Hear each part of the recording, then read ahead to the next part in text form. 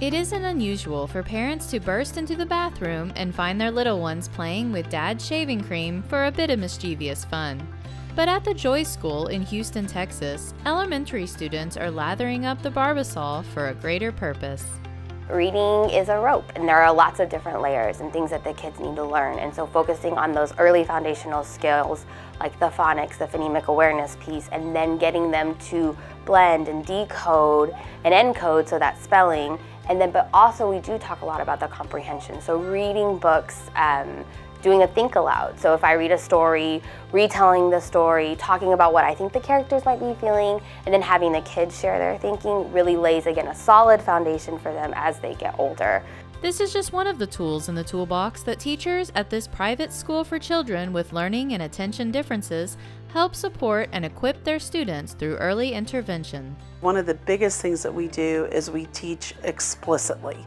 And so we're not just assuming that a child is going to learn to read by osmosis. We know that they need systematic, detailed instruction, explicit instruction in how to read and what the rules are for reading.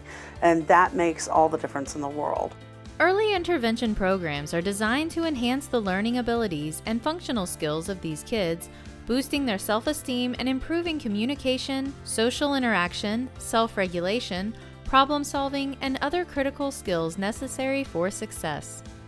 One of the commonalities is that these are the kiddos who don't necessarily pick up on things intuitively. So what might come naturally to other kids has to be more directly taught with our kids. So the earlier we can teach them how to learn, how their brain works, how to know if they're paying attention, how to know if they are on task, how to know when they do need help, and how to specifically hone in on where they need help, the more beneficial that's going to be in the long run. There's some statistics that say if you don't provide intervention before the age of 8, they're likely to struggle with reading through high school. Like, it's a 75% chance. So when you can help remediate those, specifically in the phonological component of the brain, when you can remediate and teach them in kindergarten, then their likelihood of not having significant struggles throughout is much higher. Oftentimes, a low self-esteem or self-image clouds a child's mind when they struggle with basic learning. That's why the Joy School aims to not only provide strategies for success, but promote an environment of positivity, celebrating each child's individual growth. The longer kids struggle in school, whether that's academically or socially, the more their self-esteem is impacted. And that's what takes longer to fix.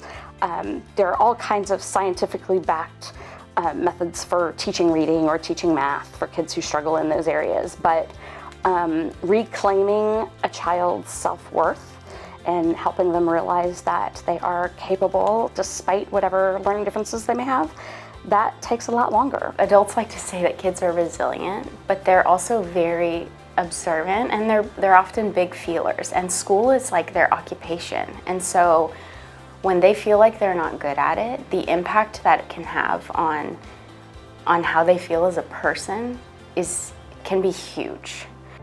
As a transitional program, the Joy School has seen great success in acclimating kids back into public or private schools after equipping them with the tools they need to succeed. On average, our kids are here 3 to 4 years, and so we've shown repeatedly that this little detour where we can give kids some breathing room and take a detour off the standardized path of what they're supposed to be able to do just because they're in X grade level is really, really effective. Max, who had no self-confidence, didn't want to leave the house, didn't want to go on play dates, didn't want to try new things,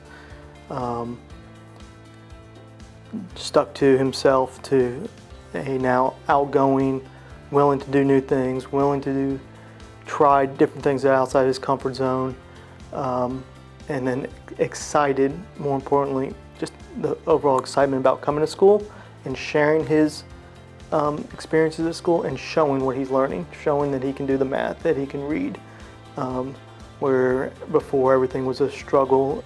more than anything with both of my kids, the skills that they were taught here, they know how to advocate for themselves. They appreciate who they are. They have a ton of self-confidence. And I think that that gift that they both learned at an early age is going to serve them well, not only in school, but I think it's going to serve them throughout their careers. For A World of Difference, I'm Cindy Peterson.